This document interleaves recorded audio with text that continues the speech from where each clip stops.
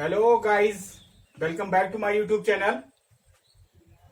Don't forget to subscribe my YouTube channel and press bell icon also. अगर आप लोगों ने घंटी को नहीं दबाया तो घंटी को प्रेस कर दीजिए। आप सभी का पुनः हमारे प्यारे से चैनल स्टडी विद तेजस्वी पर स्वागत है।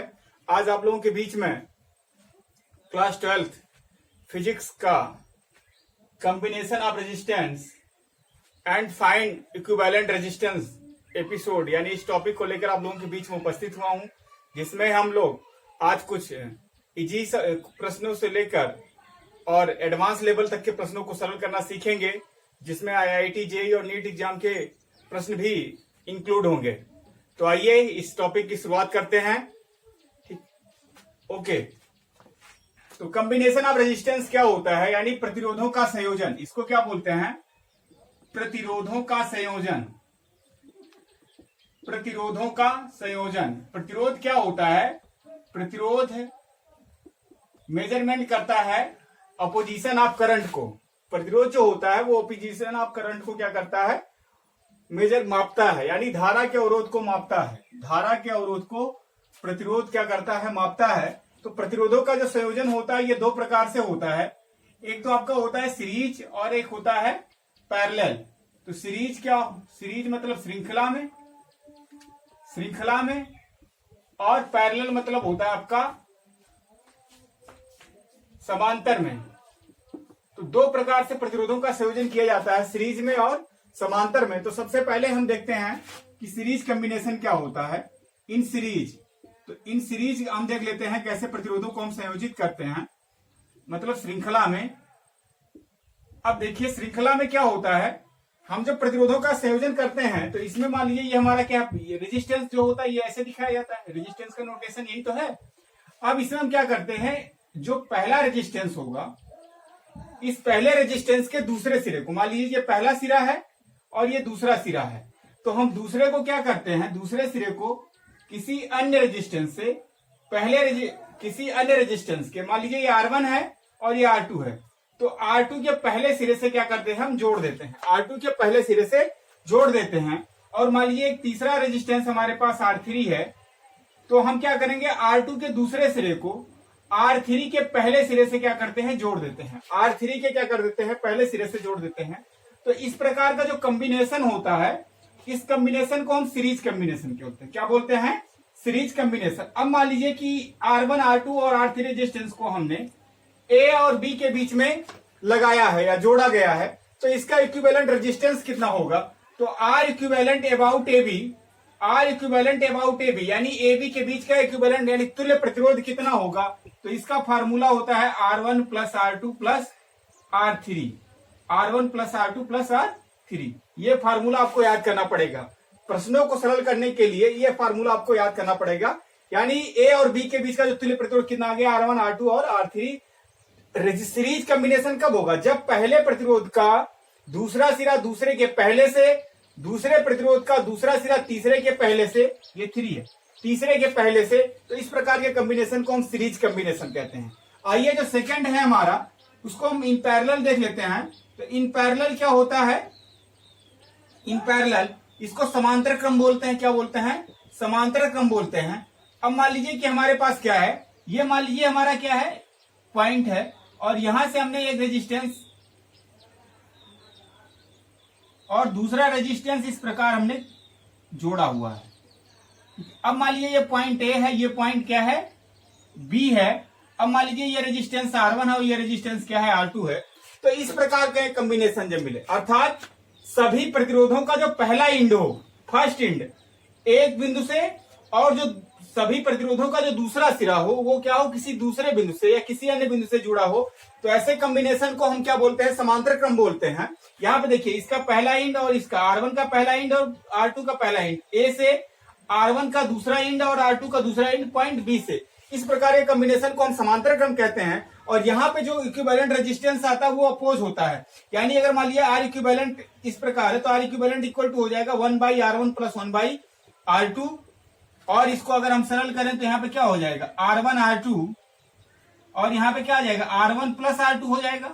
क्या हो जाएगा, R1 प्लस R2 हो जाएगा। यानी R इक्विवेलेंट जो आएगा यहाँ पर आर इक्विवेलेंट आएगा R1 R2 बटे R1 plus R2, R1 plus R2। तो ये फार्मूला आपको नोट करना पड़ेगा, ये फार्मूला नोट कर लीजिए। आर इक्विवेलेंट इक्वल टू आ जाएगा कितना, R1 R2 अपान R1 प्लस R2। ठीक है, तो ये आप इसका स्क्रीनशॉट ले लीजिए, इसका स्क्रीनशॉट ले लीजिए। तो देखिए इन सीरीज में जो हमारा रेजिस्टेंस इक्विवेलेंट कितना आया, R1 plus R2 plus R3, और पैरेलल के लिए कितना आ गया, R equivalent equal to 1/R1 plus 1/R2 plus 1/R3। ऐसे इसको सरल कर सकते हैं, या R1 R2 बाई कितना हो जाएगा, R1 प्लस R2। तो ये दो फार्मूले हमको याद रखने हैं। इन्हीं दो फार्मूलों की सहायता से हम कॉम्प्लेक्स से कॉम्प्लेक्स इलेक्ट्रिक सर्किट को क्या करेंगे, उसका इक्विवेलेंट रेजिस्टेंस आसानी से आज फाइंड करना सीखेंगे। ओके, तो आइए आज के पहला प्रश्न की शुरुआत करते हैं। पहला क्वेश्चन देखते हैं। यहाँ पर देखिए क्या है, यहाँ पे कुछ रेजिस्टेंसों को कंबाइन किया गया हुआ, ये सारे के सारे रेजिस्टेंस मान लेते हैं कितना है, आर है। कितना है, आर है। अब यहाँ पर ए बी के बीच में आपको इक्विवेलेंट रेजिस्टेंस निकालना है, यानी आपको आर इक्विवेलेंट निकालना है about A B. About A B के लिए आपको इक्विवेलेंट रेजिस्टेंस फाइंड करना है। ठीक है, तो इसके लिए अब देखना पड़ेगा ना। अब हम देखेंगे कि कहां से हमारी सर्किट आसान है। तो पहले ए और बी के बीच में हम जो देखते हैं कि यहाँ पर देखिए ये आर और ये आर किस कॉम्बिनेशन में है, पैरेलल कॉम्बिनेशन में। किस कॉम्बिनेशन में है, पैरेलल कॉम्बिनेशन में है। तो इनका इक्विवेलेंट निकालेंगे कितना हो जाएगा, तो इनका इक्विवेलेंट जो हो जाएगा, इनका इक्विवेलेंट मान लेते हैं R1 है। कितना है, R1 है। तो R1 अगर मान लीजिए इनका इक्विवेलेंट है तो कितना हो जाएगा, R1 R इंटू आर हो जाएगा। इस फार्मूले से अपान क्या हो जाएगा, R प्लस आर हो जाएगा। तो यहां से कितना हो जाएगा, R स्क्वायर बटे 2R हो जाएगा।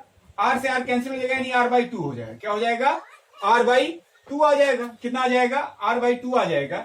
ऐसी कंडीशन में हमारी जो सर्किट होगी वो सर्किट अब कुछ इस प्रकार से हो जाएगी, यानी यहाँ पे हमारा ए हो गया, यहाँ पे हमारा रेजिस्टेंस ये हो गया, और यहाँ पे ये हो गया ऐसे, और यहाँ पे रेजिस्टेंस हमारा सॉल्व होके ये आ गया, ये इस प्रकार से। अब यहाँ पे देखिए हमारा क्या है, यहाँ पे हमारा आ गया क्या, R1 इक्वल टू कितना आ गया बच्चों, R/2 आया है। कितना है, R/2, और यहाँ पहले से R है, और यहाँ पे एक R है, और ये पॉइंट हमारा क्या है, A है, और ये पॉइंट क्या है हमारा, B है। ठीक है, तो अब ये देखिए R1 और R क्या है, सीरीज कॉम्बिनेशन में हो गए ना, श्रेणी क्रम में आ गए। तो श्रेणी क्रम में इनका हम इक्विवेलेंट रेजिस्टेंस निकाल लेंगे। तो मान लेते हैं कि वो R2 है। क्या है, R2 है। तो R2 equal to R/2 plus R, यानी कितना हो जाएगा, 3/2R। कितना हो जाएगा, 3/2R। तो यहाँ पे हमारी जो सर्किट हो जाएगी वो सर्किट इस प्रकार से हो जाएगी, यानी ये यहाँ पे देखिए ऐसे हो जाएगा, यानी यहाँ पे हमारा जो मान लीजिए पॉइंट ए है, और यहां से सर्किट हमारी क्या होगी, ये पॉइंट हमारा क्या है, बी है। ठीक है, और यहां से ये इस प्रकार से इसको हम सॉल्व कर लेंगे, और ये हमारा है आर। ठीक है, तो ये हमारा आर है, और यहाँ पे देखिए कितना है, R2 आ गया। कितना आ गया, R2 बराबर कितना आ गया, 3/2R आ गया, 3/2R आ गया। अब यहाँ पे देखिए ए और बी के बीच में ये जो है, ये किस कॉम्बिनेशन में, पैरेलल कॉम्बिनेशन में, समांतर क्रम में है। तो समांतर क्रम का फॉर्मूला कितना हो जाएगा, यानी आर इक्विवेलेंट निकालें अगर समांतर क्रम में, तो आर इक्विवेलेंट हमारा जो हो जाएगा 1/R प्लस हो जाएगा 1/R2। R2 की वैल्यू रख दें, कितना हो जाएगा, 3/2R, यानी 1/R, और ये 2 ऊपर चला जाएगा तो कितना हो जाएगा, 2R/3, 2R/3 हो जाएगा। कितना हो जाएगा,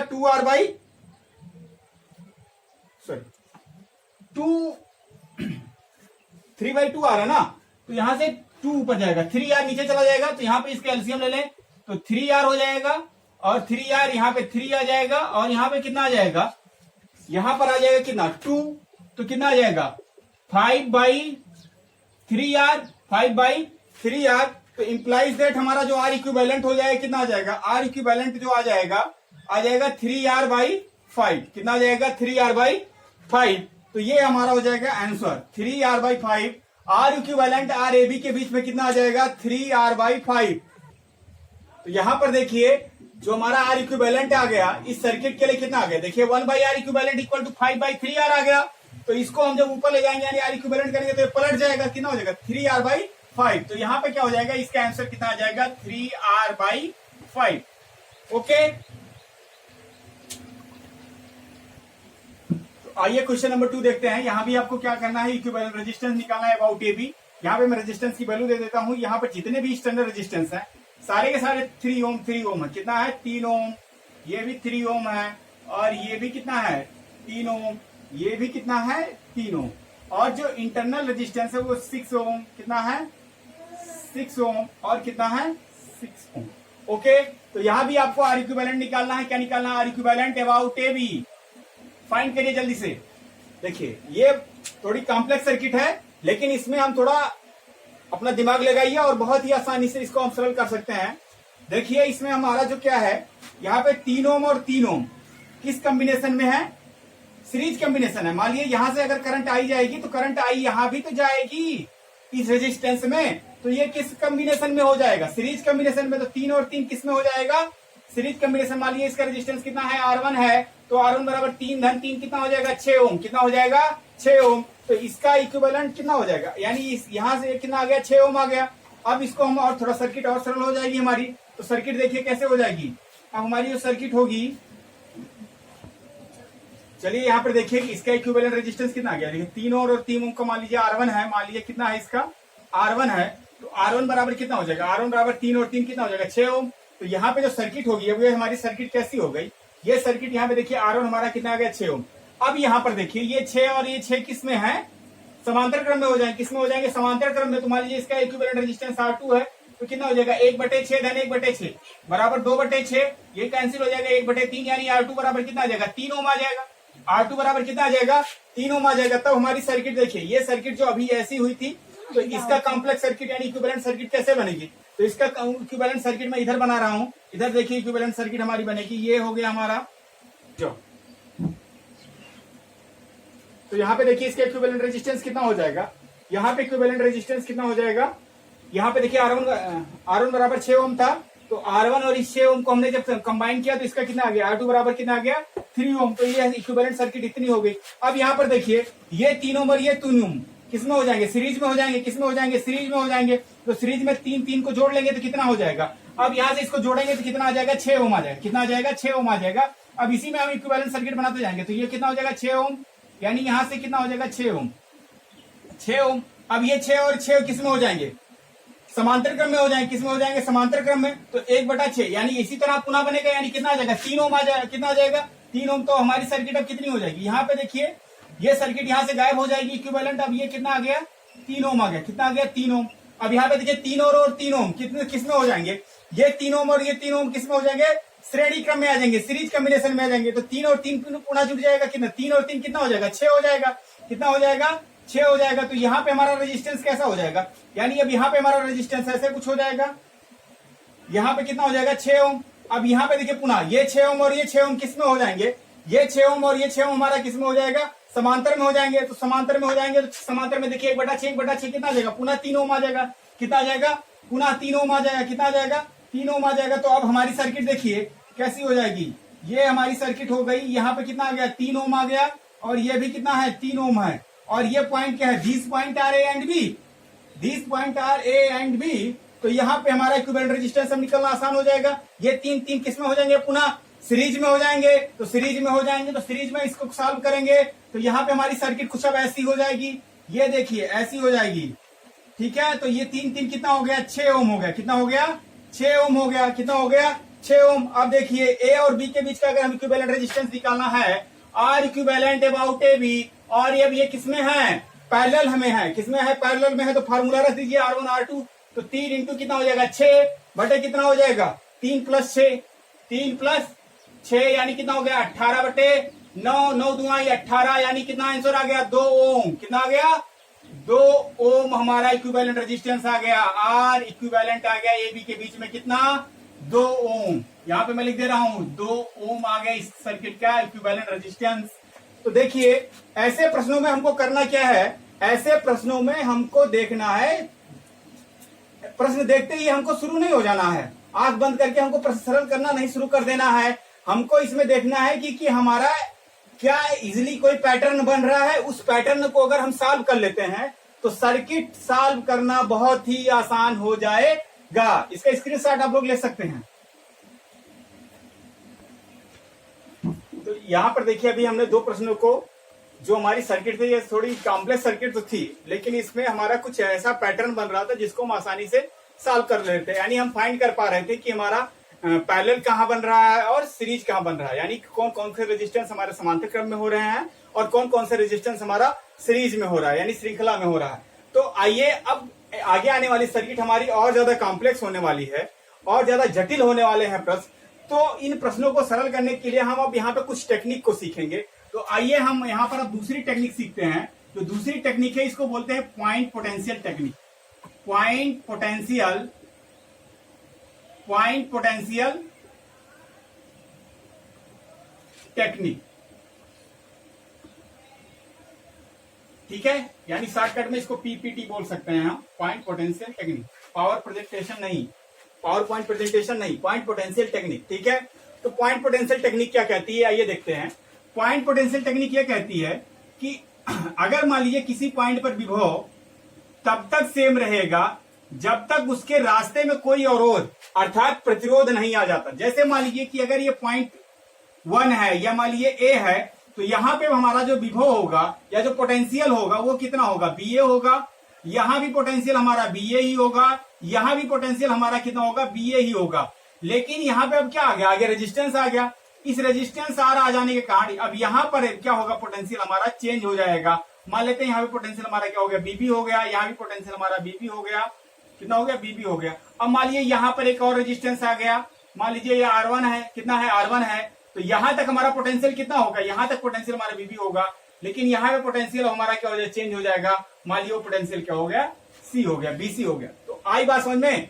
कहने का मतलब पॉइंट पोटेंशियल टेक्निक ये कहती है कि जब तक आपको रास्ते में कोई अवरोध ना मिले तब तक आपका विभव क्या होगा, चेंज नहीं होगा, आपका पोटेंशियल चेंज नहीं होगा। यही है पॉइंट पोटेंशियल टेक्निक। तो इस टेक्निक के आधार पे हम प्रश्नों को आसानी से करना सीखेंगे। तो आइए शुरू करते हैं प्रश्न। देखिए यहाँ पे जो अगला प्रश्न है हमारा, यहाँ भी हमको क्या करना है, इक्विवेलेंट रेजिस्टेंस निकालना है आर के बीच में। ये मान लीजिए सारे के सारे क्या है, आर हैं, आर ओम का रेजिस्टेंस लगा हुआ है। यहाँ पे आपको आर इक्विवेलेंट निकालना है, किसके बीच में, ए बी के बीच में, अबाउट ए बी के बीच में आपको तुल्य प्रतिरोध निकालना है। क्या निकालना है, तुल्य प्रतिरोध निकालना है। तो यहाँ पे अब देखिए ऐसी सर्किट में फाइंड कर पाना कि कहाँ पे सीरीज है, कहाँ पे पैरेलल है, आसान नहीं है। तो ऐसी स्थिति में हम किस टेक्निक का उपयोग करेंगे, पॉइंट पोटेंशियल टेक्निक, यानी बिंदु विभव। हर बिंदु पे विभव क्या होगा, तो देखिए यहाँ पे जो पोटेंशियल होगा, जैसे यहाँ पॉइंट ए है, अब यहाँ तक कोई रास्ता नहीं है, तो यहाँ पर हमारा पोटेंशियल कितना हो जाएगा, ए हो जाएगा, बी ए हो जाएगा। यहाँ तक ऐसे ही यहाँ तक चले आइए, यहाँ तक हमको कोई प्रतिरोध नहीं मिला, तो यहाँ पर हमारा पोटेंशियल कितना है, बी ए ही है, ठीक है। यानी ऐसे ही यहाँ पे चले जाए तो यहाँ भी हमारा पोटेंशियल कितना है, बी ए, यानी ए हम बोल सकते हैं, क्या बोल सकते हैं, ए लिख सकते हैं हम। ऐसे ही यहाँ पे पोटेंशियल हमारा मान लीजिए कितना हो जाएगा, ए हो जाएगा, ठीक है। अब मान लीजिए कि यहां से आगे हमारा प्रतिरोध बन रहा है, तो यहाँ चेंज होगा। अब ऐसे यहाँ से बी से हम शुरू करते हैं और यहाँ तक आते हैं, तो यहाँ तक कोई प्रतिरोध मिला नहीं, तो इस पॉइंट पे हम आ जाएंगे, तो यहाँ पे हमारा पोटेंशियल कितना हो जाएगा, बी। ऐसे ही इधर बढ़ जाएंगे तो यहाँ भी पोटेंशियल हमारा कितना हो जाएगा, बी। और ऐसे ही इधर चले आएंगे तो हमारा पोटेंशियल कितना हो जाएगा, बी। अब आ रही बात समझ में। यहां पर आप देखिए, इसको अगर हम बनाएं तो एक पॉइंट आप ले लीजिए ए और दूसरा पॉइंट ले लीजिए बी। अब देखिए पॉइंट ए और बी के बीच में एक रेजिस्टेंस, ए और बी के बीच में एक रेजिस्टेंस हमने लगा दिया, ये हो गया, ये हमारा खत्म हो गया, एक रेजिस्टेंस गायब। यहां पर देखिए ये पॉइंट हमारा क्या है, ए ही तो है और ये क्या है, बी है। ए और बी के बीच में एक और रेजिस्टेंस, तो एक और रेजिस्टेंस हम इसको लगा देंगे, ठीक है। अब देखिए ये भी हमारा खत्म। अब हमारा देखिए ए और बी के बीच में एक और रेजिस्टेंस, इसको भी लगा देंगे, ठीक है। तो ये हमने लगा दिया। अब देखिए आर आर आर क्या है, सब आर आर हो गए। और ये देखिए किस कॉम्बिनेशन में है, समांतर कॉम्बिनेशन में है, पैरेलल कॉम्बिनेशन में है। तो यहाँ पर इक्विवेलेंट रेजिस्टेंस कितना हो जाएगा, आर इक्विवेलेंट कितना हो जाएगा, आर इक्विवेलेंट इक्वल टू हो जाएगा कितना, 1/r equivalent equal to 1/r plus 1/r plus 1/r, ठीक है। यानी कितना हो जाएगा, R3, यानी R इक्विवेलेंट कितना आ जाएगा, R इक्विवेलेंट आ जाएगा R/3, कितना आ जाएगा, R/3 आ जाएगा यहाँ पे आंसर। तो इस प्रकार से देखिए पॉइंट पोटेंशियल टेक्निक से हमने कॉम्प्लेक्स से कॉम्प्लेक्स सर्किट को क्या कर लिया। तो यहाँ पर देखिए हमने कॉम्प्लेक्स सर्किट को क्या कर लिया, एक सिंपल सर्किट में कन्वर्ट कर लिया और हमने उन्हें यहाँ पे फाइंड कर लिया कि यहाँ पे कैसा कॉम्बिनेशन बन रहा है, पैरेलल कॉम्बिनेशन बन रहा है। और इस प्रकार से इसका आंसर कितना आ गया, R/3 आ गया, R/3 आ गया। आइए देखिए अगला सवाल। यहाँ भी क्या है, यहाँ पर देखिए एक्स और वाई के बीच में हमको इक्विवेलेंट रेजिस्टेंस निकालना है, यानी आर इक्विवेलेंट निकालना है about X Y. X Y के बीच में हमें तुल्य प्रतिरोध निकालना है। यहाँ पे देखिए सारे के सारे रेजिस्टेंस जो इसमें लगे हुए हैं सारे के सारे क्या है, आर है। ठीक है, अब यहाँ पे देखिए हम पॉइंट पोटेंशियल टेक्निक का यूज करेंगे। मान लीजिए इस पॉइंट पे हमारा जो पोटेंशियल है वो एक्स है, तो जहां तक हमको क्या मिलेगा, पोटेंशियल नहीं मिलता, मतलब रेजिस्टेंस नहीं मिलेगा, वहां तक का पोटेंशियल, यानी इस पॉइंट पर भी हमारा पोटेंशियल कितना हो गया, एक्स। अब देखिए यहाँ इधर आते हैं तो हमको कोई रेजिस्टेंस नहीं मिला, यहाँ पे रेजिस्टेंस, यानी यहाँ तक का पोटेंशियल कितना होगा, एक्स। ऐसे ही यहाँ तक का पोटेंशियल कितना हो गया, एक्स। ऐसे ही यहाँ तक का पोटेंशियल कितना हो गया, एक्स हो गया। ठीक है, अब देखिए ऐसे यहां से शुरू करिए, यहां तक का पोटेंशियल कितना हो गया, वाई। इसको आगे बढ़ेंगे, यहां तक हमको कोई रेजिस्टेंस नहीं मिला, वाई हो गया। ऐसे ही यहां पर भी हमको यहां तक हो गया, वाई। अब देखिए इसके आगे रेजिस्टेंस मिल रहा है, अब यहां भी, तो अब हम क्या करेंगे ऐसी स्थिति में, यहाँ का पोटेंशियल क्या होगा, तो इसके लिए हम लेटेस्ट कंसीडर कर लेते हैं। मान लेते हैं कि यहाँ का पोटेंशियल कितना है, जेड है। कितना है, जेड है। अब अगर यहाँ पे पोटेंशियल अगर जेड है तो ये पोटेंशियल यहाँ भी कितना होगा, जेड होगा। कितना होगा, जेड होगा। ऐसे ही यहां से बढ़ते जैसे चले आइए, यहाँ का भी पोटेंशियल कितना हो जाएगा, जेड हो जाएगा। यहाँ का भी पोटेंशियल कितना हो जाएगा, जेड हो जाएगा। और यहाँ का भी पोटेंशियल कितना हो जाएगा, जेड हो जाएगा। अब देखिए हमारी सर्किट क्या हो जाएगी, बहुत ही आसान हो जाएगी। यहाँ पे मान लीजिए ये पॉइंट है हमारा एक्स, ये पॉइंट का नाम है एक्स, ये पॉइंट का नाम है जेड, इस पॉइंट का नाम हमने क्या दे दिया, जेड, और इस पॉइंट का नाम हमने क्या दे दिया, वाई। अब देखिए इसको हम कंबाइन करेंगे रेजिस्टेंस, तो देखिए एक्स और जेड के बीच में एक रेजिस्टेंस, एक्स और जेड के बीच में एक रेजिस्टेंस लगा दीजिए भैया। ये हो गया एक्स और जेड के बीच में एक रेजिस्टेंस। ठीक है, अब ये कैंसिल हो गया। अब देखिए एक्स और जेड के बीच में एक और रेजिस्टेंस, इसको पुनः ऐसे कंबाइन करिए, ये रेजिस्टेंस एक्स और वाई के बीच, एक्स और जेड के बीच में। ठीक, ये भी खत्म। अब देखिए एक्स और जेड के बीच में एक और रेजिस्टेंस, इसको भी सरल करिए, तो एक्स और जेड के बीच में एक और रेजिस्टेंस लगा दीजिए, ये हो गया। ठीक, अब देखिए ये भी खत्म हो गया। यहां पर देखिए एक्स, जेड और वाई के बीच में, किसके बीच में है, जेड और वाई के बीच में एक रेजिस्टेंस है, तो यहां से ये देखिए जेड और वाई के बीच में एक रेजिस्टेंस हम लगा देते हैं, ये जेड और वाई के बीच में एक रेजिस्टेंस। ठीक है, ये भी खत्म हो गया। अब देखिए जेड और वाई के बीच में एक और रेजिस्टेंस है, तो यहां से ऐसे, और इसको यहां पे देखिए एक रेजिस्टेंस और लगा देते हैं, और इस प्रकार से। ठीक, तो ये देखिए आपका आर, ये आर, ठीक है, ये सारे के सारे क्या है, आर हैं। और देखिए यहां पर क्या हो जाएगा, यहां पर देखिए एक्स और जेड के बीच में 3 पैरेलल रेजिस्टेंस है। कितने रेजिस्टेंस है, पैरेलल 3, तो इसका इक्विवेलेंट कितना हो जाएगा, R/3 हो जाएगा। कितना हो जाएगा, R/3। और यहाँ पे जेड और वाई के बीच में 2 पैरेलल रेजिस्टेंस है, इसका इक्विवेलेंट रेजिस्टेंस कितना हो जाएगा, R/2। यानी अब ये सर्किट हमारी कुछ इस प्रकार से हो जाएगी। यहाँ पे हमारा हो जाएगा क्या, एक्स, यहाँ पे हो जाएगा हमारा जेड, और यहाँ पे हो जाएगा हमारा वाई, यहाँ पे हो जाएगा क्या हमारा वाई। तो यहाँ पर देखिए कितना आया, ये रेजिस्टेंस हमारा कितना आया है, R/3 आया है, और यहाँ पे जो रेजिस्टेंस जेड और वाई के बीच में आया है कितना है, R/2। और अब ये किस कॉम्बिनेशन में है, सीरीज कॉम्बिनेशन में। किस कॉम्बिनेशन में है, सीरीज कॉम्बिनेशन में। तो यहाँ पे आर इक्विवेलेंट जो होगा हमारा, वो आर इक्विवेलेंट एक्स और वाई का कितना हो जाएगा, R/3 प्लस कितना हो जाएगा, R/2 प्लस कितना हो जाएगा, 3R, और अपान कितना हो जाएगा, 6 हो जाएगा। यानी आर इक्विवेलेंट कितना आ जाएगा, आर इक्विवेलेंट आ जाएगा कितना, 5R/6 आ जाएगा, 5R/6 आ जाएगा। कितना आ जाएगा, 5R/6 आ जाएगा, 5R/6 आंसर आ जाएगा। तो अभी तक हम लोगों ने देखा पॉइंट पोटेंशियल टेक्निक। अब यहां से हमारे जो क्वेश्चन आने वाले हैं, यहां से उसका टाइप चेंज होने वाला है। तो अब यहां पर हम सीखेंगे एक दूसरी टेक्निक। उस टेक्निक का हमने जो नाम दिया है मिरर एक्सिस थ्योरम। क्या, मिरर एक्सिस थ्योरम। कुछ लोग इसका सिमेट्रिकल प्लेन थ्योरम बोलते हैं, या सिमेट्रिकल एक्सिस थ्योरम। ठीक है, तो सिमेट्रिकल एक्सिस थ्योरम या मिरर एक्सिस थ्योरम क्या होता है, इसको आइए देखते हैं। मिरर एक्सिस थ्योरम, हमारा जो टेक्निक का नाम है मिरर एक्सिस थ्योरम। इसमें क्या होगा,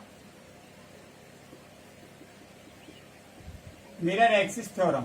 ठीक है, इस मिरर एक्सिस थ्योरम में हम क्या करेंगे, हमारी जो पूरी का पूरा जो सर्किट होगा, यानी हमारे पूरे सर्किट का जो स्ट्रक्चर होगा, किसी लाइन के अकॉर्डिंग क्या करेगा, वो सिमेट्रिकल होगा। किसी लाइन के अकॉर्डिंग क्या होगा, सिमेट्रिकल होगा। यानी एक तरफ का जितना होगा उतना ही दूसरे तरफ का होगा। ठीक है, जैसे मान लीजिए कि यहाँ पर मान लीजिए कोई पॉइंट है, यहाँ पे रेजिस्टेंस मान लीजिए R है, और यहाँ पे भी रेजिस्टेंस क्या है, R है।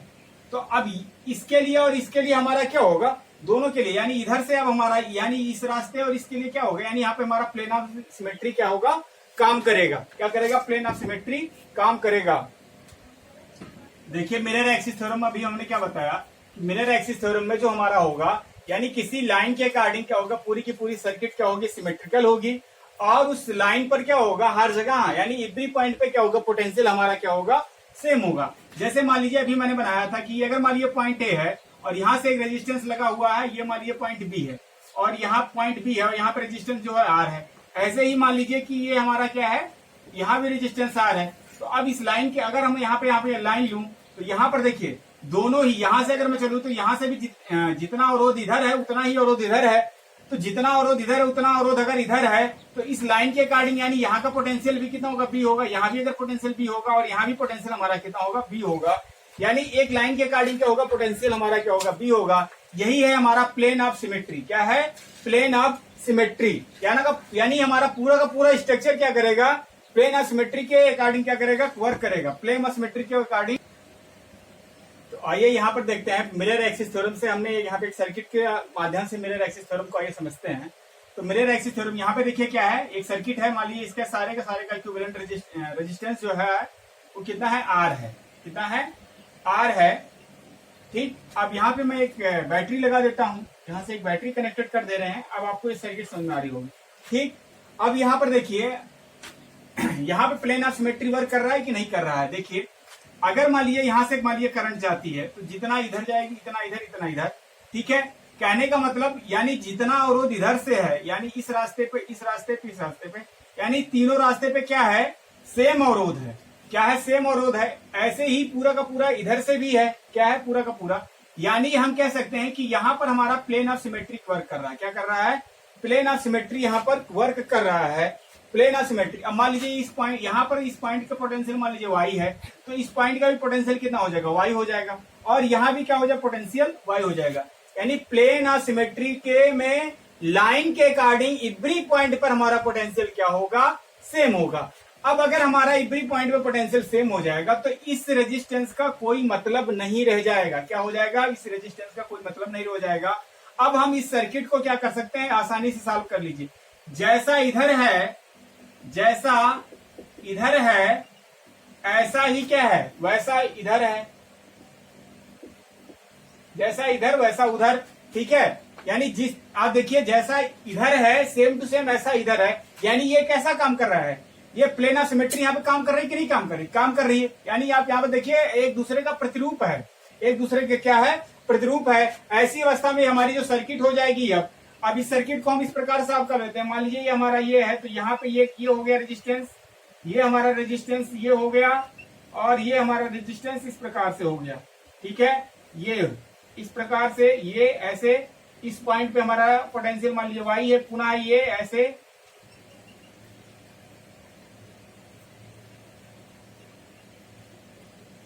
और ये इस प्रकार से। ठीक है, अब ये पॉइंट मान लीजिए आपका क्या है, ए है, ये पॉइंट आपका क्या है, बी है, ये पॉइंट बी है।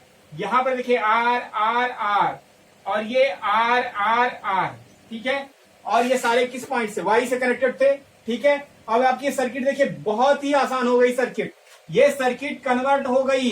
ठीक है, सिंपल सर्किट में। अब इसका रेजिस्टेंस फाइंड करना, equivalent resistance about A B, R equivalent find करना ए बी के बीच में, बहुत ही आसान हो गया। देखिए आर आर आर किस में होंगे, समांतर क्रम में होंगे। क्या हो गए, समांतर क्रम में हो गए, तो आर बाई 3 हो गया।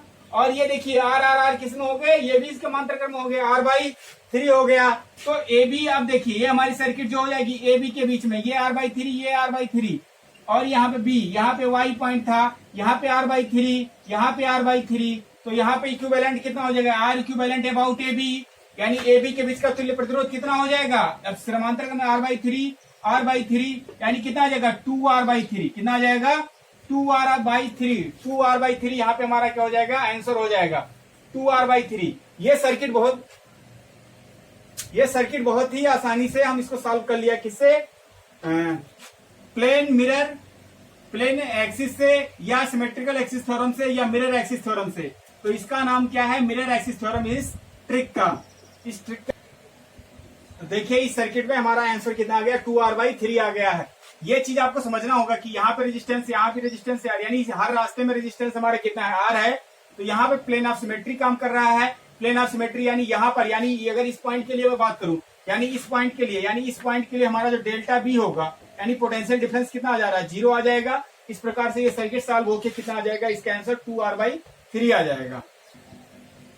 तो अभी हम लोगों ने सीखा मिरर एक्सिस थ्योरम। अब हम लोग एक तीसरी ट्रिक सीखने चल रहे हैं, ideal battery case. Ideal battery case ये कहती है कि जितना बैटरी के पॉजिटिव टर्मिनल से, मान लीजिए कोई बैटरी है, ठीक है, तो जितना बैटरी के पॉजिटिव टर्मिनल से करंट निकलेगी उतना ही बैटरी के निगेटिव टर्मिनल में करंट क्या करेगी, इंटर करेगी। ठीक है, जितना निकलेगी यानी जितना जाएगा उतना आएगा, जितना धन टर्मिनल से जाएगा उतना ही ऋण टर्मिनल में आएगा। ये आइडियल बैटरी का केस कहती है।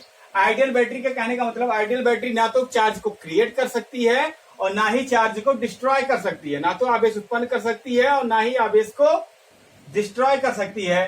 तो इस टेक्निक के आधार पे आइए हम प्रश्नों को करते हैं। आइए देखते हैं, यहाँ पे इस सर्किट को सॉल्व करना है। तो यहाँ पे आपको आर इक्विवेलेंट निकालना है about A B. R equivalent आपको निकालना है किसके बीच में, ए बी के बीच में, यानी तुल्य प्रतिरोध निकालना है ए बी के बीच का। तो यहाँ पर इस सर्किट को सॉल्व करने के लिए हम क्या करेंगे, आइडियल बैटरी का केस लगाएंगे। तो आइडियल बैटरी लगा देते हैं, यहाँ पे एक बैटरी लगा देते हैं। ठीक है, अब यहाँ से हमने क्या किया, एक बैटरी लगा दिया, पॉजिटिव हो गया या निगेटिव हो गया। ठीक, अब मान लेते हैं कि यहाँ से क्या करती है, कोई करंट इंटर करती है। मान लेते हैं यहाँ से I1 करंट इंटर करती है, यहाँ से मान लीजिए I2 करंट इंटर करती है और यहाँ से क्या करती है, I3 करंट इंटर करती है। अब ये जब करंट हमारी आगे बढ़ेगी तो यहाँ पे मान लीजिए I1 का कुछ भाग इधर चला आएगा, I1 का कुछ भाग इधर चला आएगा। मान लीजिए I1 का जो I1 यहाँ पे डैश जाता है, यहाँ पे I1 का डबल डैश आता है, I1 डबल डैश करंट आ रही है। ठीक है, I1 डैश और इसमें I1 डबल डैश जाती है। अब इधर से I2 करंट जा रही है। ठीक है, अब यहाँ से देखिए I1 करंट आएगा और इस आर्म में देखिए, इस आर्म में तो I2 करंट जाना।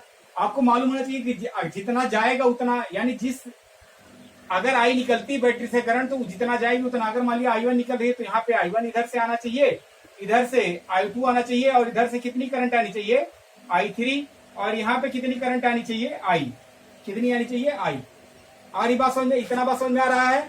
मान लीजिए इस पॉजिटिव टर्मिनल से I करंट निकली और तो निगेटिव टर्मिनल में आइडियल बैटरी क्या कहती है, जितना पॉजिटिव से निकलेगी उतनी निगेटिव में क्या करेगी, प्रवेश करेगी।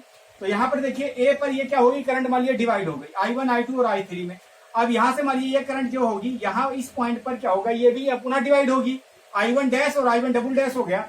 अब यहाँ पर देखिए ये करंट जब यहाँ पहुंचेगी I1 डबल डैश, तो I1 जब डबल डैश यहाँ पहुंचेगी, यहाँ पे करंट पहले से I2 है, तो यहाँ पे क्या होगा, यहाँ पे करंट I2 ना होकर क्या हो जाएगा, कुछ बढ़ जाएगा मान, क्या हो जाएगा, बढ़ जाएगा। तो जैसे ही मान बढ़ जाएगा तो हमारा जो आइडियल बैटरी का केस है वो क्या हो जाएगा, फॉलो नहीं करेगा, सेटिस्फाई नहीं होगा। आइडियल बैटरी का केस क्या होगा, सेटिस्फाई नहीं होगा, यानी ये पूरी की पूरी सर्किट हमारी डिस्ट्रॉय हो जाएगी। ऐसी अवस्था में हम क्या करेंगे, ये जो आपका जंक्शन पॉइंट है ये वास्तव में जंक्शन नहीं है, ये आपको केवल कंफ्यूज करने के लिए ऐसा बनाया गया है।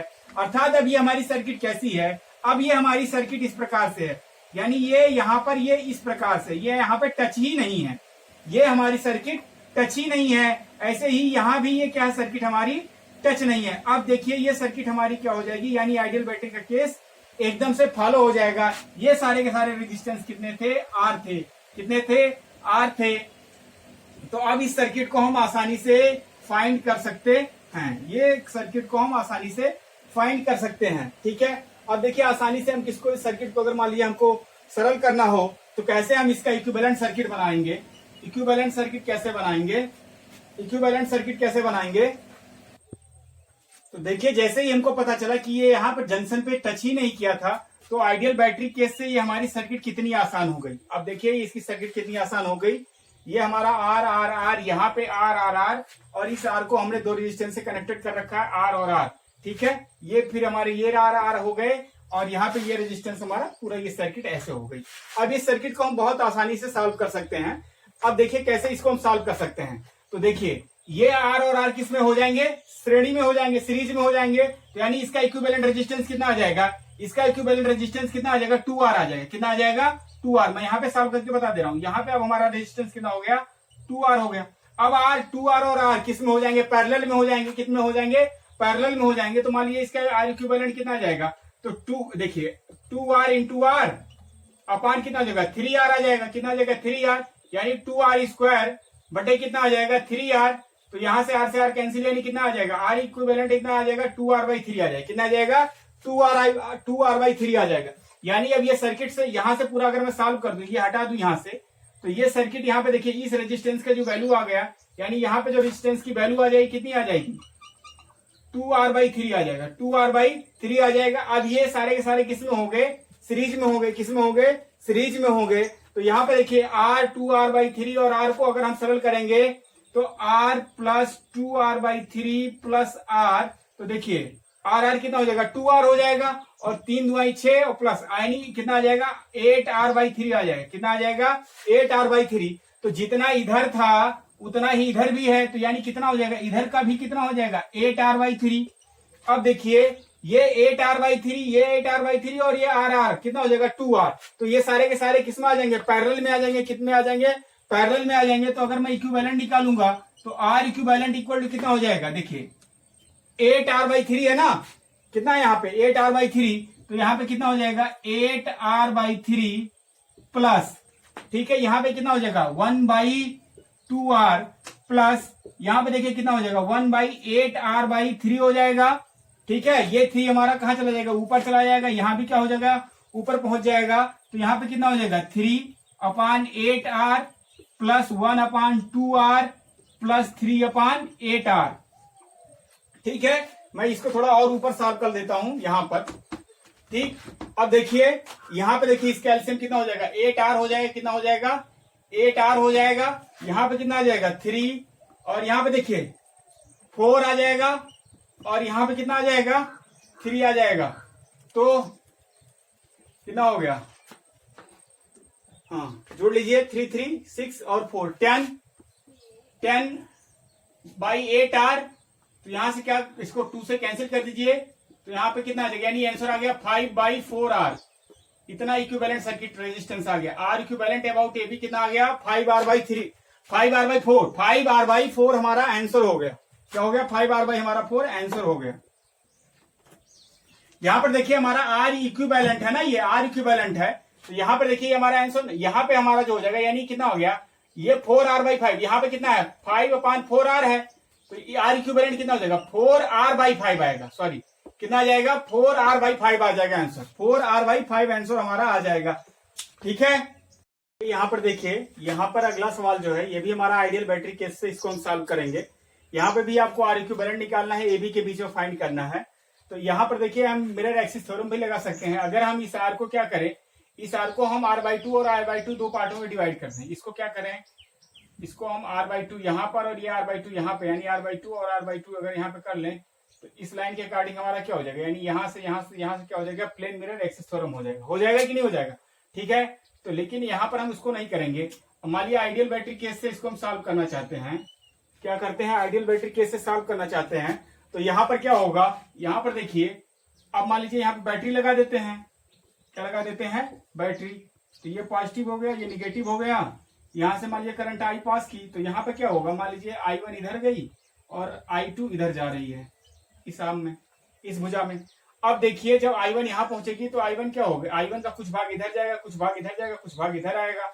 अब ये I1 का जब कुछ भाग इधर आएगा, ठीक है, मान लीजिए I1 डैश आता है, तो I1 डैश क्या होगा, जब यहाँ पहुंचेगा तो यहाँ पे ऑलरेडी करंट हमारी I2 आनी चाहिए थी, यानी यहाँ पे से I2 जानी चाहिए थी, ठीक है, और इधर से कितनी आनी चाहिए थी, I1। लेकिन क्या होता है कि ये यहाँ पर जब पहुंचेगा तो I1 का कुछ भाग इसमें भी आ जाएगा, यानी इसका वैल्यू क्या हो जाएगा, यहाँ पे पुनः बढ़ जाएगा, क्या हो जाएगा, ज्यादा हो जाएगा। तो ऐसी स्थिति में हमारी आइडियल बैटरी केस क्या हो जाएगा, फेल हो जाएगा। ऐसी स्थिति में क्या होगा, यानी यहाँ पर हमें पुनः एक कंफ्यूजन के लिए दिया गया, यहाँ पे कोई जंक्शन नहीं है, यहाँ पर क्या है, ये इस प्रकार से सर्किट है, इस प्रकार से सर्किट है, ठीक है। अब यहाँ पे ये टच नहीं है, ठीक है, तो इस प्रकार से सर्किट है। अब हमारी आइडियल बैटरी की केस क्या हो जाएगी, फॉलो हो जाएगी। क्या हो जाएगी, आइडियल बैटरी की केस क्या हो जाएगी, फॉलो हो जाएगी। अब यहाँ पर देखिए सर्किट कितनी आसान होगी सॉल्व करना। ये आर किस में हो जाएंगे, पैरेलल में हो जाएंगे, सॉरी ये आर और आर किस में हो जाएंगे, सीरीज में हो जाएंगे, यानी 2R हो जाएगा। यानी यहाँ पे कितना आ जाएगा, यानी यहाँ पे अब सर्किट का जो आ जाएगा, ये कितना आ जाएगा, यहाँ पे रेजिस्टेंस 2R आ जाएगा। ये R और ये भी कितना हो जाएगा, ये भी कितना हो जाएगा, 2R हो जाएगा। कितना हो जाएगा, 2R आ जाएगा। अब ये 2R, R और R किस में आ जाएंगे, ये आपका किस में हो जाएंगे, समांतर में हो जाएंगे। और समांतर में निकालने के बाद इसको और इसका जो इक्विवेलेंट आएगा, इसका इक्विवेलेंट R/2 आएगा, कितना आएगा, r/2। तो ये r/2 और r किस में आ जाएंगे, सीरीज में आ जाएंगे।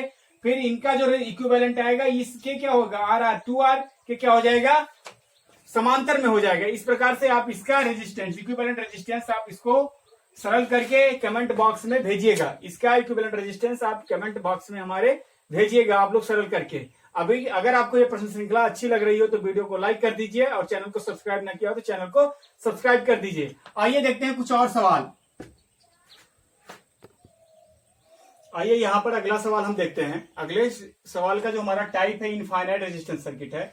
यहाँ पे अनंत प्रतिरोधों की कोई सर्किट दिया गया, कोई परिपथ दिया गया, उसको सॉल्व करना है। ठीक है, यहाँ पे देखिए, यहाँ पे क्या है, इनफाइनाइट टाइम्स तक ऐसे ये चीज बढ़ते चली गई है सर्किट हमारी। ठीक है, इस सर्किट को सॉल्व करना है और फाइंड करना है, तुल्य प्रतिरोध निकालना है ए बी के बीच का। किसके बीच का, ए बी के बीच का। तो ऐसी चीजें को हम कैसे सॉल्व करते हैं, जैसे आप लोगों ने पढ़ा होगा कि अगर मान लीजिए जैसे क्या होता था, एक बड़ा सा रूट होता था, उसमें √3 फिर प्लस फिर अंडर रूट फिर √3 फिर प्लस √3 फिर प्लस √3, ऐसे कितना होता था, इनफाइनाइट टाइम्स तक होता था। तो ऐसे प्रश्नों को सॉल्व करने के लिए हम लोग क्या करते थे, इसके लिए हम क्या करते थे, इसको y मान लेते थे। क्या मान लेते थे, y बराबर इसको इतना मान लेते थे, इतने को हम क्या मान लेते थे, y मान लेते थे। क्या मान लेते थे, y on squaring both side कर देते थे। जब इसका हम वर्ग करते थे तो y स्क्वायर बराबर क्या आ जाता था, याद करिए क्या आ जाता था, 3 प्लस पुनः चीज वही चीज आ जाती थी, पुनः रिपीट में √3 प्लस √3 प्लस √3 प्लस √3, यही तो आता था, दैट इज इनफाइनाइट। तो ये पूरा का पूरा क्या है, हमारा y है। तो यहाँ पे हम क्या लिख देते थे, y स्क्वायर इक्वल टू हम लिख देते 3 प्लस y। क्या लिख देते थे, 3 प्लस y, और यहाँ से y square minus y minus 3 equal to क्या हो जाता था, 0 हो जाता था। तो इस प्रकार से हमारा क्वाड्रेटिक इक्वेशन बन जाता था, द्विघात समीकरण बन जाता था, और y की एक वैल्यू आ जाती थी। ठीक उसी प्रकार से यहाँ भी हम प्रतिरोध को ज्ञात करेंगे बहुत आसानी से। आइए देखते हैं कैसे हम इस प्रश्न को सरल करते हैं। ठीक, तो यहां पर हम क्या करेंगे, यहां पे जो पूरी सर्किट दी गई है, इस सर्किट का इक्विवेलेंट रेजिस्टेंस हम मान लेंगे। क्या करेंगे, मान लेंगे, कंसीडर कर लेंगे या मान लेंगे कि माना आर इक्विवेलेंट है जो ए बी का है वो कितना है, मान लीजिए इस पूरे सर्किट का कितना है, आर है। अब हमने पूरे सर्किट का रेजिस्टेंस क्या मान लिया, आर मान लिया। तो आप जानते हैं कि अगर इनफाइनाइट में से एक घटाएं तो भी इनफाइनाइट होता है, इनफाइनाइट में एक जोड़े तो भी कितना होता है, इनफाइनाइट होता है।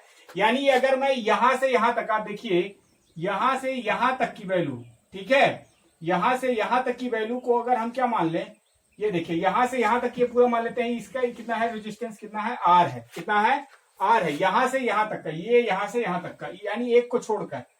ठीक, अब देखिए यहां से यहां तक का अगर रेजिस्टेंस मान लीजिए आर है, तो इसका इक्विवेलेंट जो सर्किट बनेगा वो देखिए कैसे बन जाएगा। ये देखिए ये यहां से यहां गया, और ये आपका ये ऐसे है, और यहां पर जो हमारा हो जाएगा, मान लीजिए ये इसका इक्विवेलेंट रेजिस्टेंस आ जाएगा कितना, आर आ जाएगा। कितना है, आर, और यहां पर है कितना, 2 ओम, और यहां पर है ये चीज ऐसे है।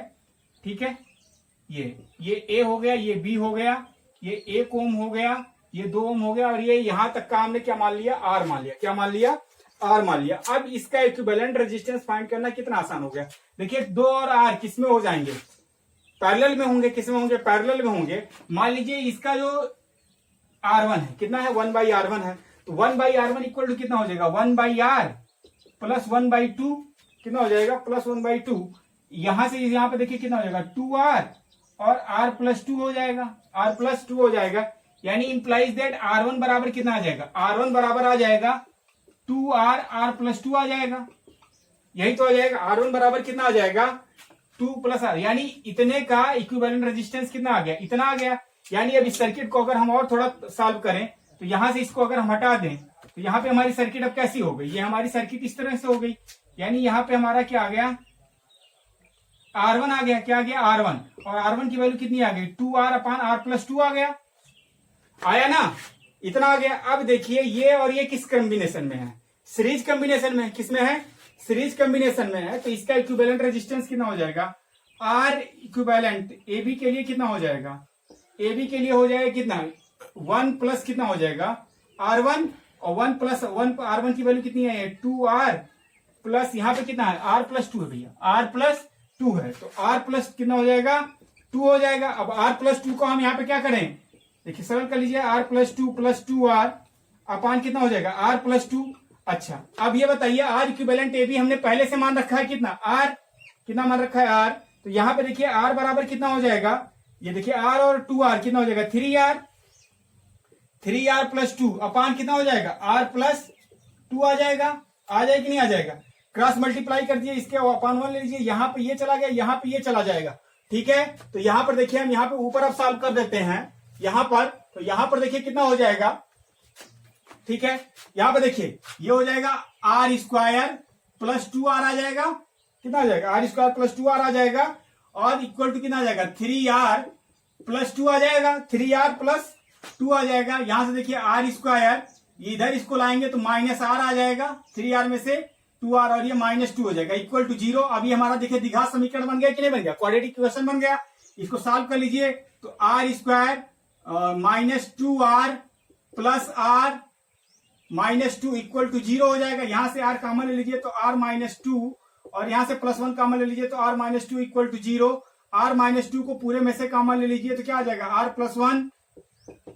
ठीक है, तो यहां से देखिए क्या आ जाएगा, इसको और थोड़ा सॉल्व कर लीजिए, यहां पर सॉल्व कर देते हैं, यहां पर सॉल्व कर देते हैं।